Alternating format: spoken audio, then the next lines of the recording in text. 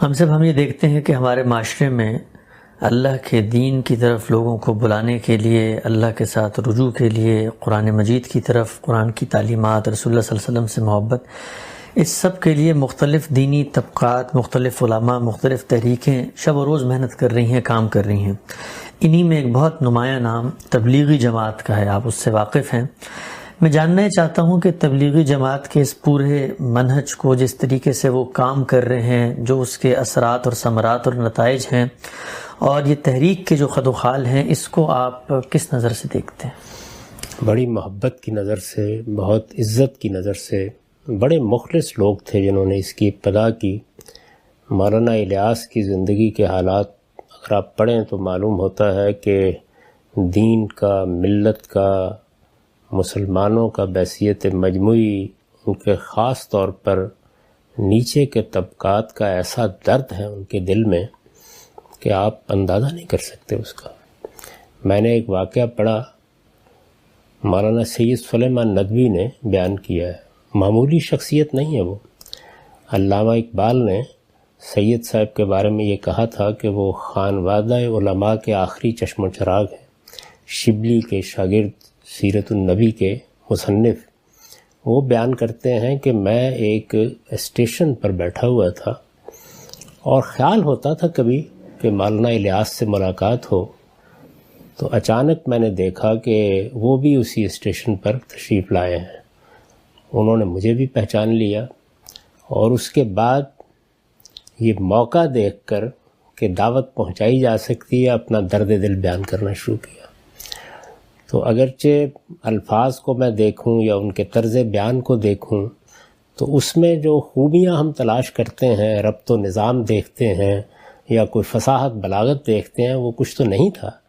لیکن درد ایسا تھا کہ میں بھی رو رہا تھا اور وہ بھی رو رہے تھے۔ تو جب اخلاص اس درجے میں ہوتا ہے تو اللہ تعالیٰ کی بھی بڑی رحمت اس پر نازل ہوتی ہے۔ میوات میں جہاں سے اس دعوت کی ابتدا ہوئی ہے، لوگوں کا کیا حال تھا اندازہ ہی کیا جا سکتا ہے۔ یعنی لوگ کلمہ بھول چکے تھے،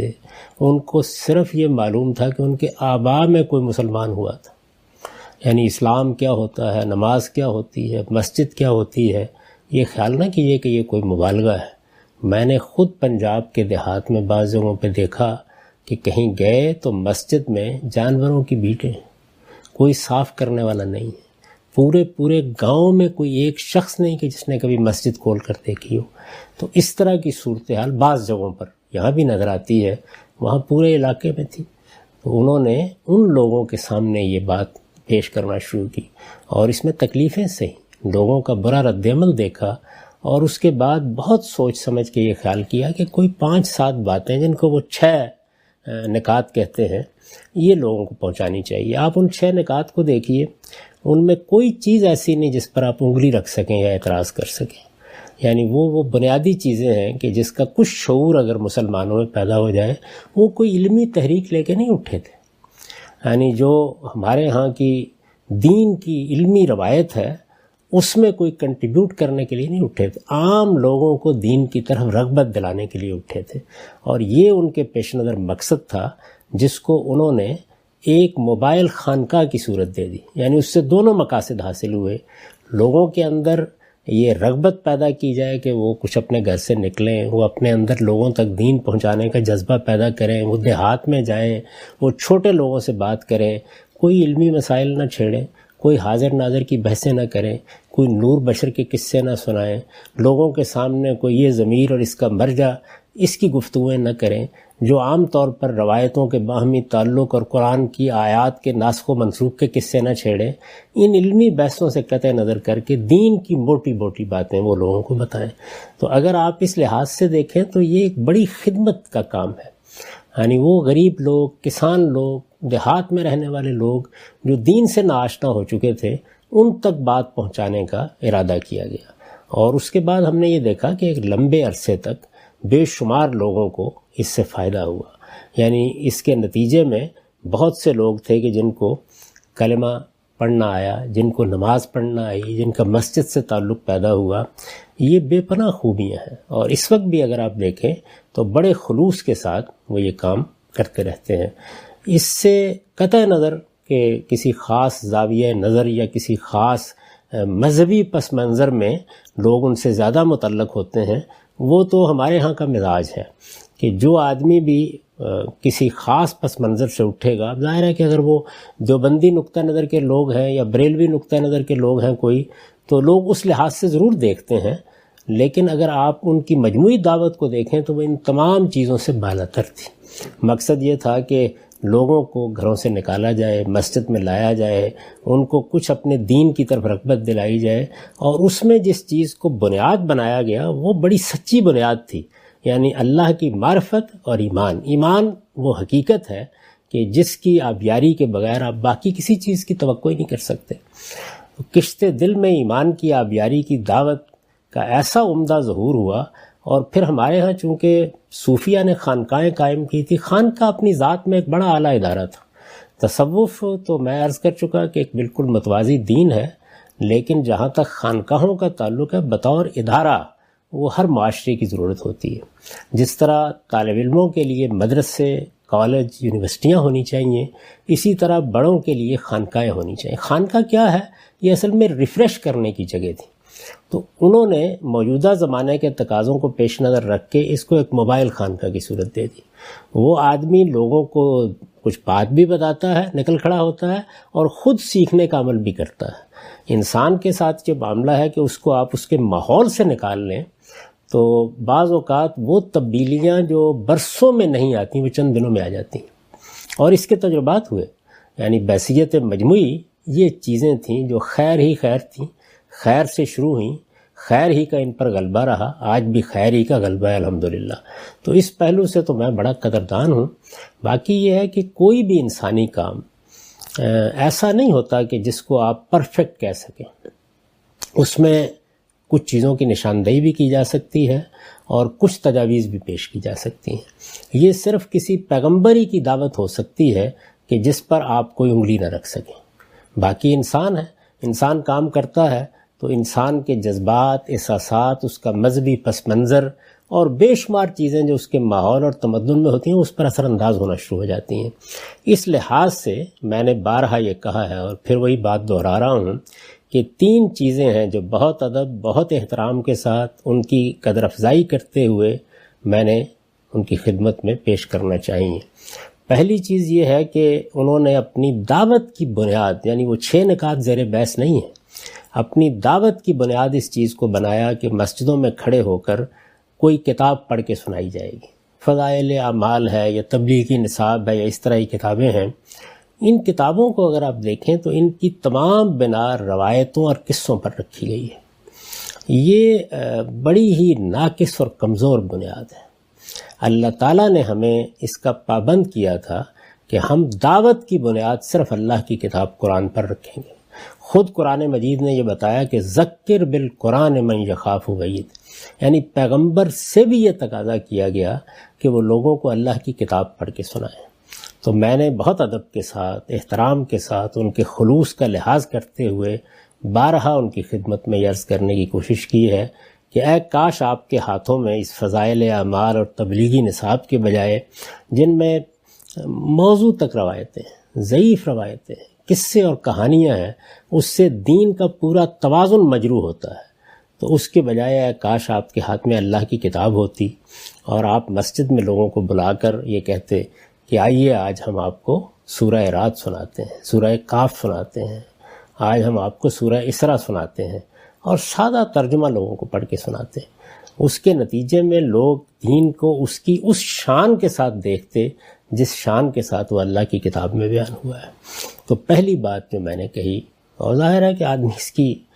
تمنا ہی کر سکتا ہے کہ وہ اس کتاب کو اپنے ہاتھ میں پکڑے۔